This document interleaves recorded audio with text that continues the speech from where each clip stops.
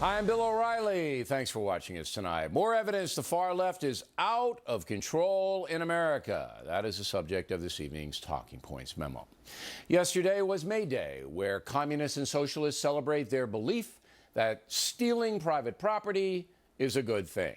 Of course, the far left would say that private property itself is evil, that it should not exist. And that is what happens in countries like Cuba. The government controls all property.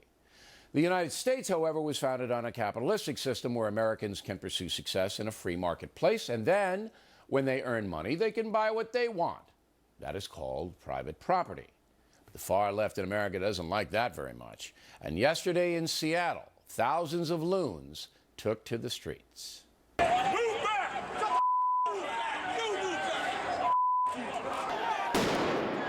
Metal pipes have been thrown from the crowd at cars and at officers.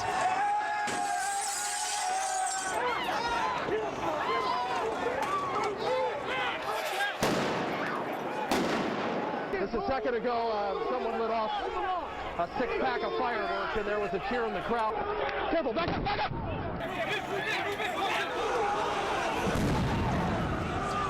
The protesters are throwing water bottles at police and rocks.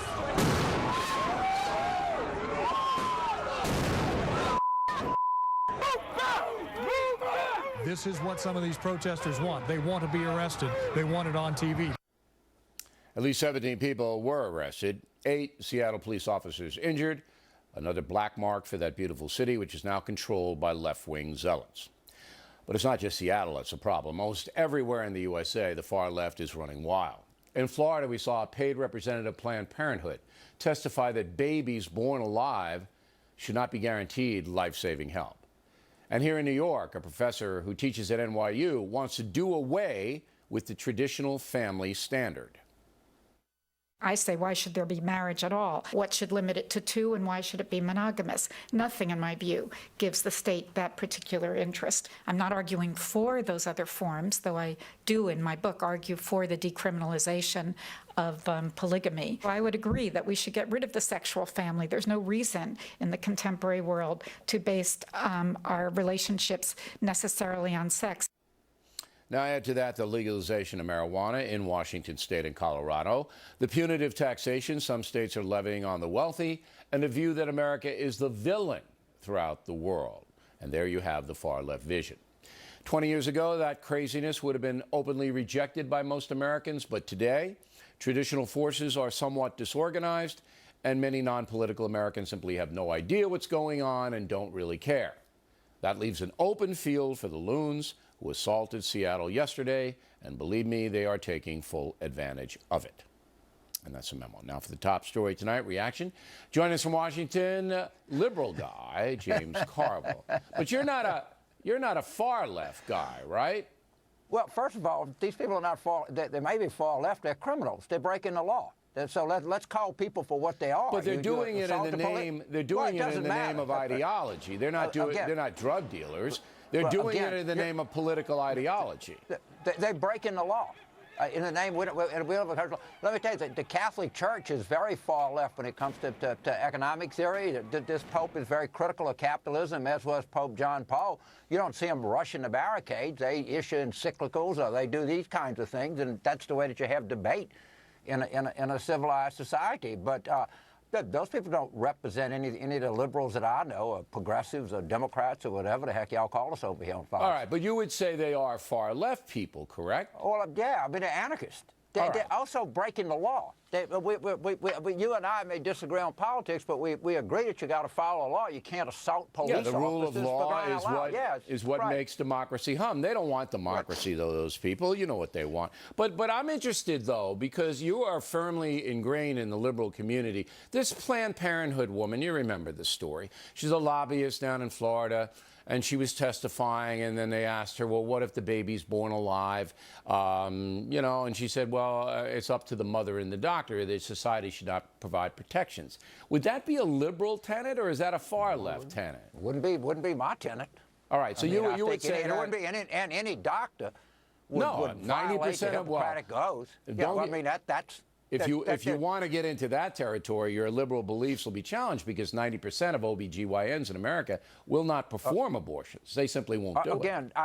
If there's a viable baby and the doctor doesn't treat it, that's a violation of their oath. I mean, I'm not for that. What about the NYU a lot of really good professor? people in Planned Parenthood. The NYU professor you just heard. Now, would she be a far left person? Well, but you know, Bill, that's asking me. But like all of the people that believe in Agenda 21 or the 12 birthers in the Republican Party in the Congress of the United States, does that represent you? Of course it doesn't. I mean, I can't be responsible for every and I'm not saying you should be. Neither, I can't hold you responsible for every goofy right-winger out there either. That wouldn't be fair either. They hate me. I mean, the far right hates me more than I think than the far left does. So you can't. I'm not even close in that. But I'm interested in is the line. See, I see that the line now that liberal Americans, moderate liberal Americans, whatever. All right, I agree with you. They're not for this crazy stuff. But the far left, the in-your-face people, the MSNBC people, I mean, they're starting to dominate the conversation now. They're starting to put forth these things, and that's getting identified with the liberal people. Let's stop. I don't think Lawrence O'Donnell or Joe Scarborough or let me stop you there. Mr. O'Donnell. You can equate them with these people. Wait. Mr. O'Donnell openly says, wait. You made a statement, so let me question you. Mr. O'Donnell openly says he's a socialist. That's not a far left position? Again, he's not breaking the law. It's not about a law. It's about a mentality. There are people that I may not share their view, but they're not.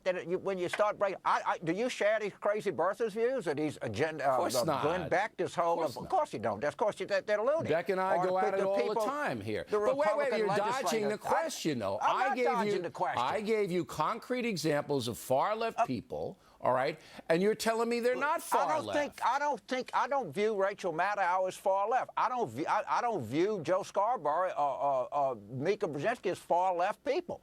I mean, I just don't. All right. I mean, if you don't think Al Sharpton and the crew are really pushing the envelope to the left, I mean, that's a pretty generous thing. Reverend Al he's a pretty liberal guy, but I don't think he's a.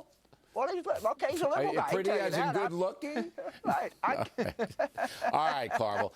Last question for you, and we appreciate you coming on. Oh, no. Do you believe that the far left, the people we saw in Seattle, the real fringe, that they are gaining power in this country? No. So you don't believe that the Occupy Wall Street movement, all of these people, they're not gaining power? I don't. I think I don't think they have a whole lot of influence, a lot of policy. Look, some of the things that against globalization, like I say, the Catholic Church is very much aligned with real stuff about globalization. Pope John Paul warned us against idolatry at the marketplace and things like that. There are people that have points that they make about how the capitalist system works. I mean, look at what you just saw in Bangladesh and that kind of stuff. And there are people about how how wages have sort of been stagnant and corporate profits have gone up. I'm one of them. I think there's a real critique to make. Well, there's a difference between. There's a real critique to make. There's a difference between social justice people and the people who want to tear it down, as you pointed out, as you rightly pointed out. All right, James, thanks very much. We appreciate it. Thank you, Bill. Next on the rundown, should